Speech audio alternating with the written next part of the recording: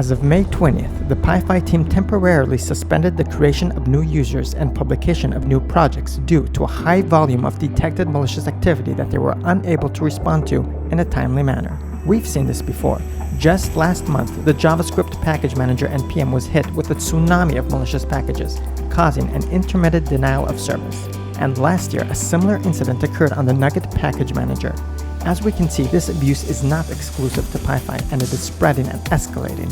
Identifying and understanding attackers' tactics, techniques, and procedures is key to raising the security bar and safeguarding the open source ecosystem.